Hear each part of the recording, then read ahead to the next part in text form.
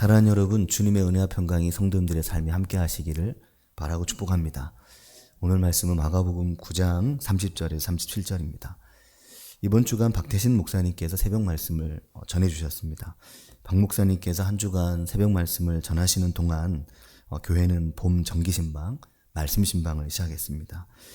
올해는 어떤 말씀으로 정기신방을 해야 할까, 이런 부분을 가지고 오랜 시간 새벽마다 기도하고 또 생각했는데, 주님께서 잠언의 말씀으로 봄 말씀신방을 시작하게 해주셨다는 생각이 듭니다. 올해의 말씀신방이 우리의 삶의 각 가정마다 또 하나의 하나님의 말씀과의 깊은 관계가 만들어지는 그런 2014년 올해의 신방이 될 수 있기를 바라고 축복합니다. 사랑하는 여러분, 예수님께서 이 땅에 오셔서 많은 일을 행하셨습니다. 예수님의 행적이 이제 복음서에 많이 기록되어 있죠. 우리가 마가복음 이번 주간도 보면서 예수님의 행적을 보았습니다. 어제도 1:1 제자 양육 두 번째 시간을 함께 하면서 어제의 주제가 예수님의 행적에 대한 것이었습니다. 예수님이 무엇을 하셨는가 하는 거였거든요. 1:1 제자 양육 과정은 크게 세 부분으로 되어 있습니다. 첫 번째 부분은 예수님과의 만남, 두 번째 부분은 큐티에 대한 것이고요. 세 번째 부분은 성장 과정입니다. 예수님과의 만남, 이 예수님과의 만남을 맨 먼저 하는데 그게 네 부분으로 나누어져 있습니다. 예수님은 어떤 분인가?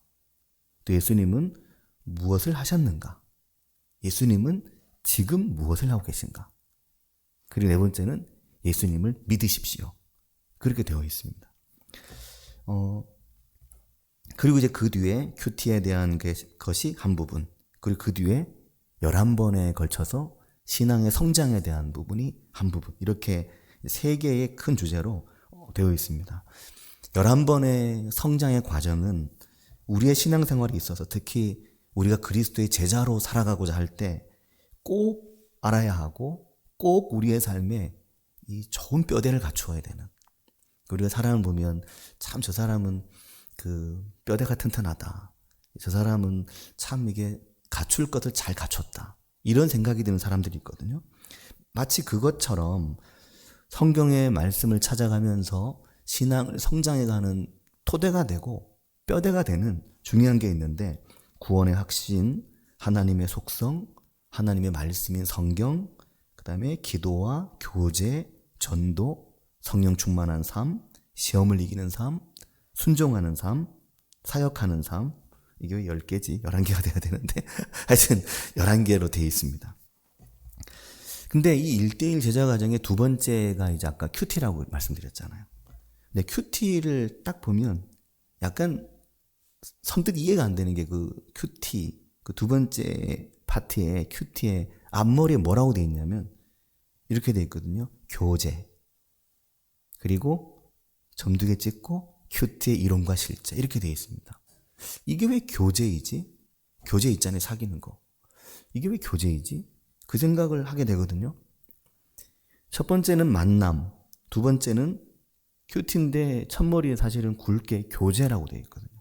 만남, 교제, 성장. 왜 큐티를 뭐 독서, 공부 혹은 뭐 다른 여러 표현이 있는데 앞에 교제라고 해두었을까? 그 생각을 하게 됩니다. 왜 그랬을 것 같으십니까? 하나님과의 교제, 또 이 하나님과의 말씀의 교제를 통해서 이것을 결국 성도와 함께 교제하는 가장 중요한 교제가 되어야 된다는 것을 사실은 이게 말하고 있는 것입니다. 하나님의 말씀과의 깊은 만남이 곧 교제다. 그게 영적인 사귐이다 라는 거죠. 그러니 사랑하는 여러분, 우리의 삶에 있어서 그리스도와의 만남, 특히 예수님이 어떤 분인지, 무엇을 행하셨는지, 그리고 주님을 만나는 가장 중요한 만남, 그 교제는 바로 하나님의 말씀, 이 성경 자체를 통해서 주님을 알아가는 것입니다.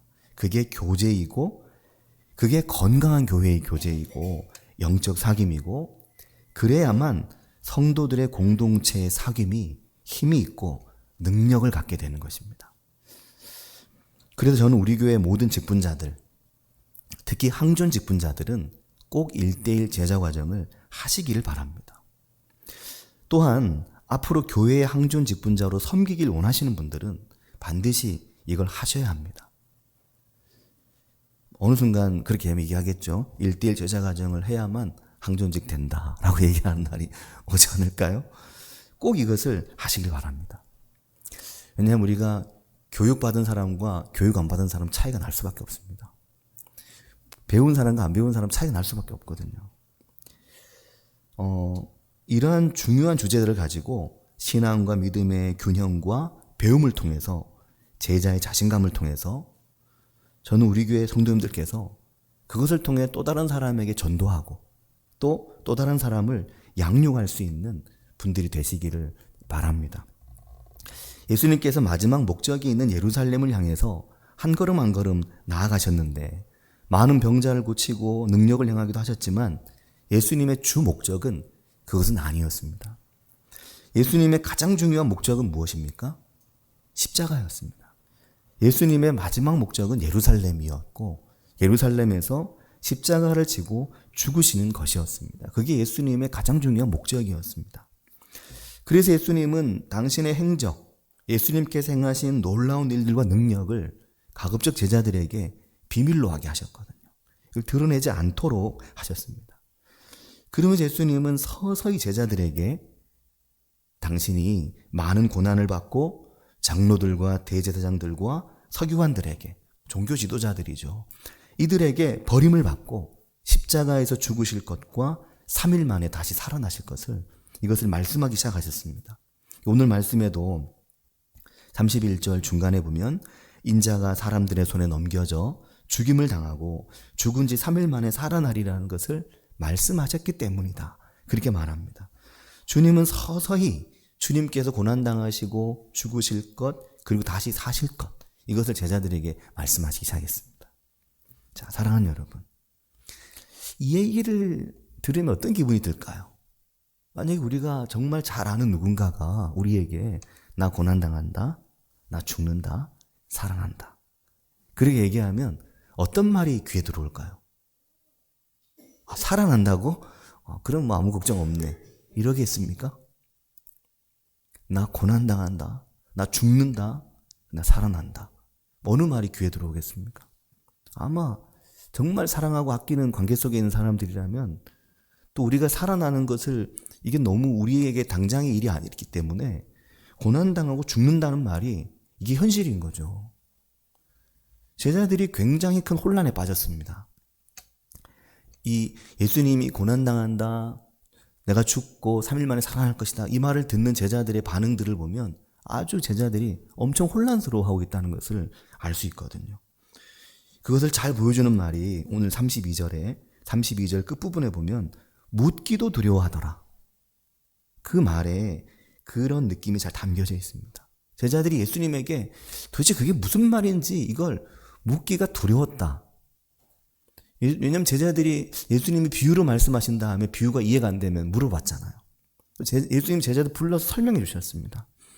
근데 이 이야기에 관해서는 제자들과 예수님이 보면 날이 서고 묻는 걸 두려워하는 거죠. 왜냐하면 제자들은 승리를 예상했습니다. 우리는 이길 것이라고. 우리는 승리할 것이라고. 모든 대적자들, 예수님을 대적하는 당시의 기득권과 유대의 종교와 종교 지도자들을 모두 이기고 그리고 예수님께서 정말 새롭고 놀라운 하나님의 나라를 이루실 것이다. 로마의 속박을 이기고 식민 지배 현실에서 로마를 이길 것이다. 그런 강한 다윗의 나라를 일으키실 것이다. 이걸 제자들이 막 기대하고 엄청 바라고 있었거든요. 그래서 제자들이 너무나 두렵고 황당하고 당황스럽고 이해가 안 되는 겁니다. 묻기도 두려웠다.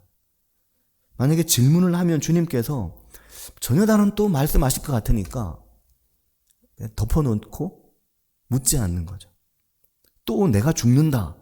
그러나 다시 산다. 그렇게 말씀하실 것 같은데 더는 못 물어보는 겁니다. 다시 사는 건 아예 모르겠고 부활하신다는 건 이게 인지가 잘 안 되고 죽는 건 알겠는데 죽으신다니까 지금 하실 일이 얼마나 많은데 죽는다고 하시니까 제자들로서는 너무 받아들이기가 힘든 거죠. 그 말씀이. 또한 예수님께서 처음으로 순환을 예고하셨을 때, 처음 예수님이 나 이제 고난당하고 죽는다, 그 말씀하셨을 때 베드로가 예수님한테 한마디 했다가 엄청나게 호되게 당했거든요. 그날 베드로가 예수님을 향해서 처음엔 이렇게 말했었습니다. 사람들이 나를 누구라 하느냐. 그때 베드로가 주님을 향해 주는 그리스도십니다. 마태복음에서는 주는 그리스도시요 살아계신 하나님의 아들입니다. 그렇게 말씀을 드렸는데 그 직후에 마가복음 8장 31절에 주님께서 인자가 많은 고난을 받고 장로들과 대제사장들과 서기관들에게 버림받아 죽임을 당하고 사흘 만에 살아날 것을 비로소 그들에게 가르치시되, 이렇게 말씀이 나오는 거죠. 베드로는 막 주는 그리스도 살아계신 하나님의 아들이십니다 이렇게 얘기했는데, 그 뒤에 예수님은 인자가 많은 고난을 받고 버림받고 죽임당한다, 그렇게 말씀을 하신 겁니다. 그때 8장 32절에 보면 베드로가 주님을 붙들고 말렸습니다. 근데 그냥 말린 게 아니었습니다. 항변했다라고 돼 있잖아요. 항변했다. 이 항변했다는 말은 예수님을 향해서 책망하고 예수님을 꾸짖는 것처럼 아주 강하게 예수님을 질책했다는 말입니다. 예수님에 대해서 굉장히 거칠게 항의했다는 겁니다. 막 팔고도 붙이고 막 그랬겠죠. 그냥 정말 강하게, 아니 지금 무슨 말씀하십니까? 절대 안 됩니다, 이런 거였죠. 주님 그러면 안 됩니다. 무슨 말씀이십니까? 무슨 말씀하시는 겁니까? 지금 아니 이게 말이 됩니까? 지금 이게 도대체 이거 이해할 수 없습니다. 지금 예수님의 지금 능력이, 지금 수많은 무리들이 예수님을 따라오고 있는데 고난은 뭐고 죽는 것도 뭡니까? 하는 거죠. 그때 주님께서 8장 34절에 보면 아니다, 그렇지 않다. 무리와 제자들을 불러서 누구든지 나를 따라오려거든 자기를 부인하고 자기 십자가를 지고 나를 따라야 된다, 이 말씀을 하시는 겁니다. 사랑하는 여러분, 아니야, 그렇지 않아. 누구든지 나를 따라오려면 자기를 부인하고 자기 십자가를 지고 나를 따라야 돼. 나를 따라오려면, 나를 따르는 길은, 이게 무슨 말입니까? 나의 길은 자기를 부인하고 내 십자가를 지고 가는 것이다. 너의 십자가를 지고 너 자신을 부인하고 그래야 나를 따를 수 있는 거다, 이 말씀을 주님께서 하시는 겁니다. 사랑하는 여러분, 주님이 제자들에게 분명하게 말씀하셨습니다. 사람들은 나의 능력과 나의 기적에 환호하고 떡 5개 물고기 2마리로 5,000명을 먹이는 것에 환호하고 나의 길은 환호하고 있지만 정작 나의 길은 죽음의 길이고 정작 나의 삶은 나를 부인하고 나의 십자가를 지고 가는 길이라고 주님께서 말씀을 하시는 거죠. 사랑하는 여러분, 오늘 이 자리에 계신 여러분은 과연 누구를 따르고 있습니까? 이 자리에 계신 성도님들은 누구를 따라가고 있습니까? 여러분은 누구의 제자입니까? 아마 여러분도 주님을 말리고 싶지 않으십니까? 주님을 말리는 것으로 살아오진 않았습니까? 아니 주님 무슨 말씀이세요? 그건 아니죠. 말도 안 됩니다. 아니 능력이 없는 것도 아니고 그 능력을 가지고 죽는다? 고난당한다? 고난은 왜 당하고 죽는 건 왜 죽습니까? 말이 안 됩니다. 사실 이것은 부활도 모르고 참된 하나님의 이 땅에 오신 그리스도의 목적도 모르는 말입니다. 그러면서 주님께 말할 겁니다. 십자가를 지려거든 혼자 지십시오. 혼자 지고 가십시오. 우리는 그냥 여기가 좋습니다. 우리는 이 영광이 좋고 우리는 지금이 좋습니다. 그렇게 말할 겁니다. 그리고 주님과 제자들이 오늘 말씀 9장 33절에 보면 가버나움 집에 도착을 했습니다. 이게 길에서 이루어진 대화들이었죠.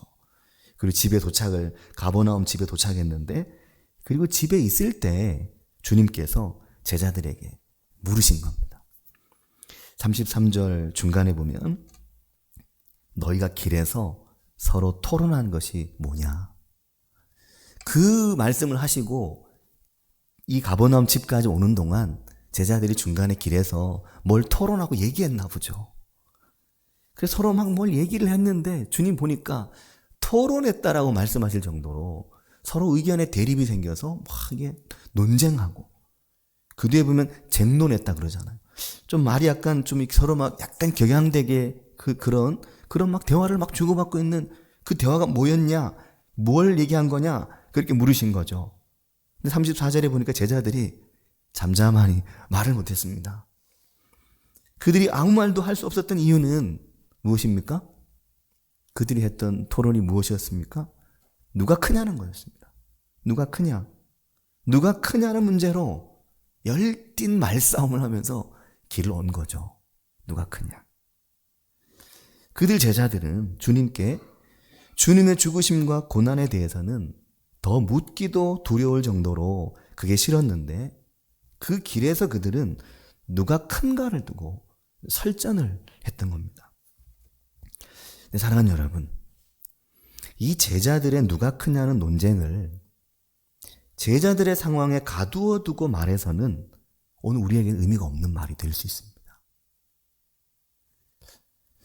제자들이 이게 누가 크냐라고 논쟁한 것을 너무 가볍게 생각하거나 그냥 서열정리? 그냥 그 정도로 생각해 버리면 오늘 우리에게는 이게 우리에게 오늘 나에게 과연 누가 큰가라는 이 논쟁이 어떤 것인가? 주님의 고난 앞에 주님의 죽으심과 부활 앞에서 우리도 사실 누가 큰가라는 것을 주제로 살고 있는데 이 부분에 대해서 좀 더 깊은 묵상이 생각이 우리에게 필요한 겁니다. 자기 십자가를 지고 주님을 따르라고 말씀하신 주님의 말씀과 누가 크냐 이 제자들의 논쟁은 어떤 관계가 있을까요? 단순화시켜서 누가 크냐 누가 적으냐 그렇게 말할 일이 아니라 제자들에게 질문하신 후에 제자들이 아무 말도 못했을 때 주님께서 35절에 보면 제자들을 불러 앉히셨습니다. 이런 부분이 저는 굉장히 이렇게 참 은혜가 됩니다. 예수님이 앉으시고 제자들을 이제 불렀죠. 그 이제 그 예수님 앉고 제자들 같이 앉았을 거 아닙니까? 그렇게 쭉 앉아 있는데 35절에 보면 예수께서 앉으사 12제자를 불러서 이르시되 그리고 예수님 말씀하셨습니다. 누구든지 첫째가 되고자 하면 무사람의 끝이 되며 무사람을 섬기는 자가 되어야 하리라. 그 말씀하십니다. 사랑하는 여러분, 단지 서열 정리의 문제가 아니라 그냥 서열 정리를 위해서는 높은 사람이 되기 위해서는 낮아지면 되는구나. 끝자리에 가면 되는구나. 그럼 내가 높아지는구나. 또 예수님께서도 그 말씀 또 하셨죠. 어디 가서 상석에 앉지 말고 저 끝에 앉으라고. 그러면 그 자리가 바뀔 수도 있다고. 하지만 상석에 가서 앉으면 혹시나 저 끝으로 밀려날 수 있다고. 아, 이게 내가 높은 위치를 가기 위해서는 끝에 가면 되는구나. 그런 어떤 서열의 자리를 좋게 차지하는 기술을 지금 말씀하고 계실까? 섬김을 받으려면 섬기면 되는구나. 열심히 섬기면 결국 섬김을 받겠구나. 이걸 말씀하고 계실까? 사랑하는 여러분, 이것은 이렇게 무사람의 끝이 되고 섬기는 자가 되는 것이 이것이 이기기 위함이 아니라 더 이기고 더 높아지기 위함이 아니라 살기 위해서 내가 죽지 않고 살기 위해서 그렇게 하는 것입니다. 그래서 매우 중요합니다. 이기려고 그렇게 하고 더 높아지려고 섬김을 받으려고 그렇게 하는 게 아니라 내가 끝자리에 앉는 법을 배우고 내가 섬기는 위치에 속하는 것을 배우는 것은 내가 살기 위해서 그렇게 하는 것입니다. 낮아지는 거, 자신을 내려놓는 거 좋아하시는 분 계십니까? 여기에 낮아지는 게 즐거운 분 계십니까? 나는 어디가 섬김 받는 거 부담스러워. 섬기는 게 좋아. 그런 분들이 있죠. 섬기는 걸 좋아하는 분들이 있습니다. 하지만 자존심도 버리고 인격도 무시당하고 짓밟히고 고난당하고 매질당하면서 침뱉음 당하면서 옷이 찢기고 못 박히면서 그래도 섬기는 게 좋습니까? 그렇게라도 섬기는 게 좋은 분이 어디 있습니까? 표면고정 하고 웃으시네요. 그러기 싫죠? 누가 그렇게 당하며 섬기는 게 좋은 사람이 어디 있습니까? 끝자리에 앉으면 높아지는구나. 끝자리에 갔더니 온갖 수모에 온갖 멸시에 나를 너무너무 무시하고 나를 사람 취급도 안 해주고 나를 투명인간 취급하고 나는 그냥 있는지 없는지 그냥 신경도 안 쓰고 완전히 그냥 어디 뭐 별거 일도 아닌 것만 시키고 아예 시키지도 않고 그냥 내팽개 쳐놓고 그런 끝자리 좋아하는 사람이 거기가 있으면 높아지니까 거기 가야 되겠다. 이렇게 누가 그렇게 합니까? 아무도 그렇게 안 하죠.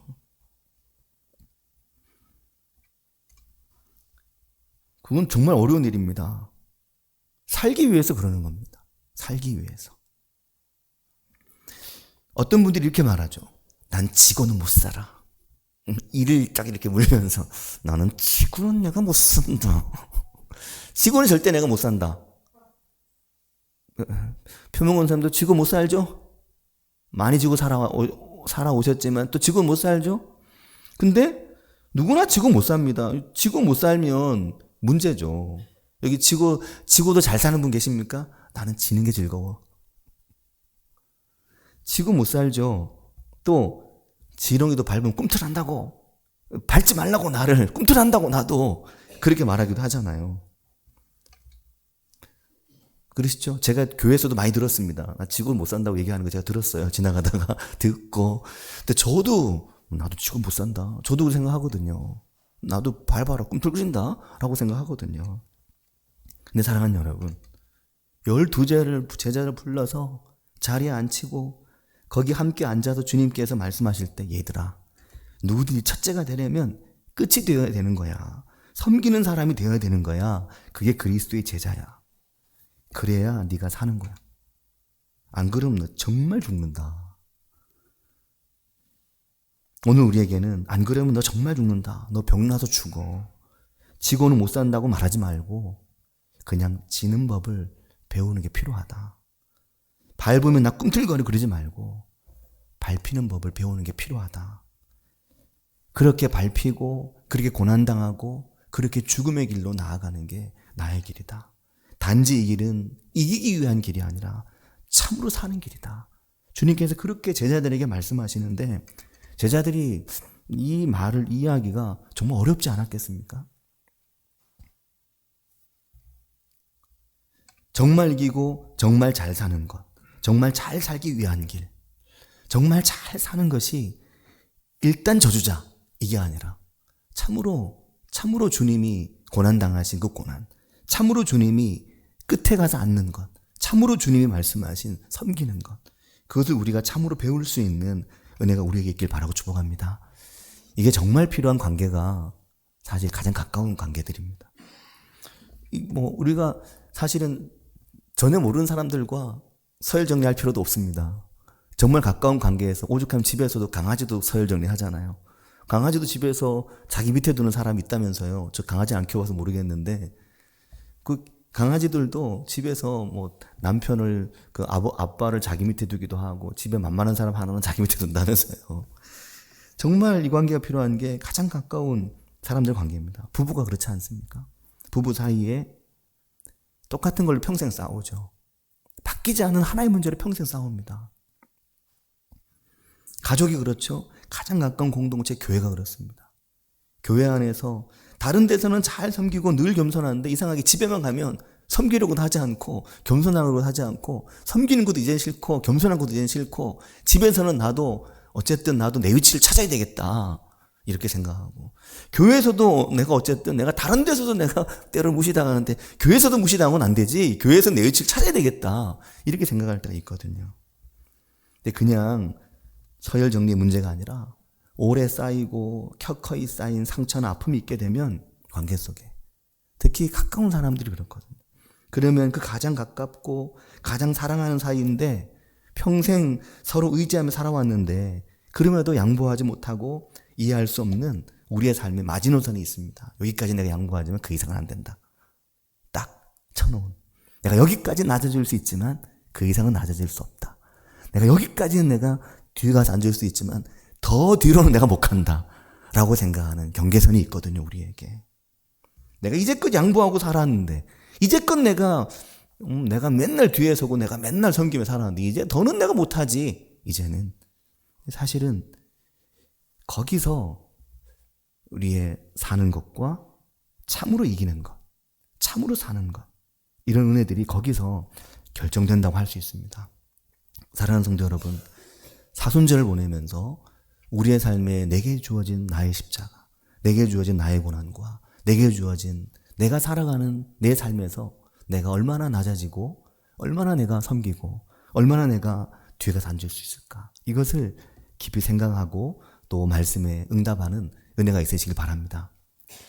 이번 설교를 준비하면서 이 말씀이 설교와 어떤 관계가 있는지 모르지만 꼭 해드리고 싶은 말씀이 하나 생각났는데, 이런 생각은 아예 버려야 됩니다. 내가 이렇게 했으니까 저 사람도 이렇게 하겠지. 내가 이렇게 이 정도 내가 해줬으니까 저 사람도 이 정도는 하겠지. 이런 생각은 곧 사람을 시험하는 것이죠. 내가 이 정도 해줬으면 이 정도 하겠지. 사랑하는 여러분, 시험은 하나님만 하는 것입니다. 하나님만 우리를 시험하시고 우리를 시험하셔서 성장시키시고 강하게 하시고, 시험은 하나님만 하는 겁니다. 사람은 시험하지 않습니다. 사람이 사람을 시험하기 시작하면 그때부터 관계가 이제 파탄 나는 거죠. 사실은 시험이 아닌 낮아지고 섬겨주고 그리고 끝자리에 서고, 그러므로 참으로 살고 참으로 이기는 은혜가 삶에 함께 하시길 바라고 축복합니다. 같이 기도하겠습니다.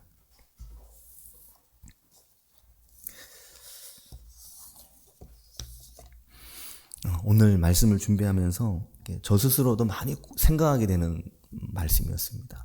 나는 정말 오히려 가장 끝자리를 모르고 덜 섬김받고 덜 이렇게 사랑받고 그런 위치에 있는 내가 이걸 설교하려니까 참 부끄럽다 하는 생각이 드는데, 그럼에도 불구하고 우리가 끝자리에 앉고 내가 생각했던 끝이 아니라 내가 정말 원치 않는 끝, 내가 할 수 있는 섬김이 아니라 내가 이 정도까지는 할 수 없는데 라고 생각하는 섬김, 그런 낮아짐과 그런 나의 십자가, 그런 나의 고난의 자리, 그것이 네가 부활하는 길, 사는 길이다.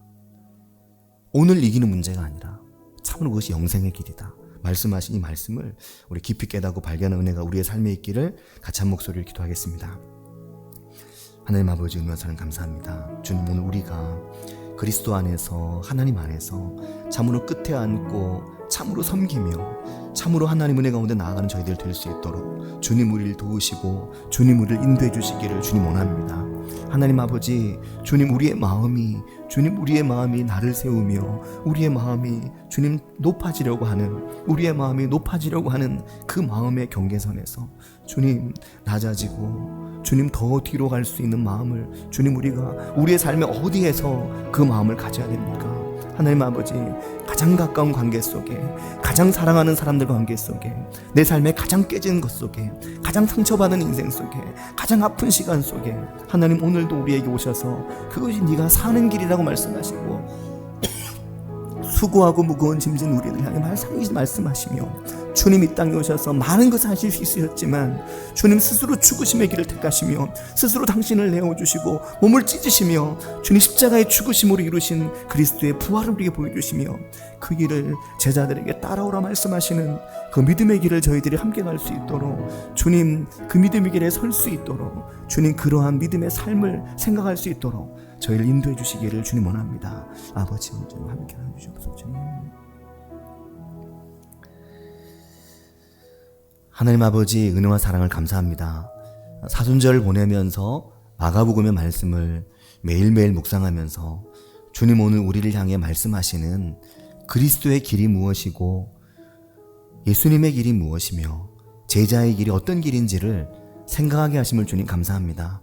하나님 아버지, 누가 크냐 논쟁하는 제자들을 향해서 그들을 불러 앉히시고 함께 앉아 말씀하시며, 첫째가 되려면 무사람의 끝에 앉아야 하고 도리어 섬기는 자가 되어야 한다고 말씀하시는 그 가장 낮은 섬김과 가장 마지막 자리, 주님 우리가 그 자리에 앉고 그 자리에서 주님 바라볼 수 있도록 주님 은혜 주시기를 주님 원합니다. 하나님 아버지, 이 한 주간 주님께서 우리에게 하신 이 말씀을 통해 우리의 삶의 길, 삶의 관계들을 돌아보며 생각하는 복된 한 주간 되도록 인도하여 주시옵소서. 주님, 저희와 함께 하심을 감사드리오며 예수님의 이름으로 기도합니다. 아멘.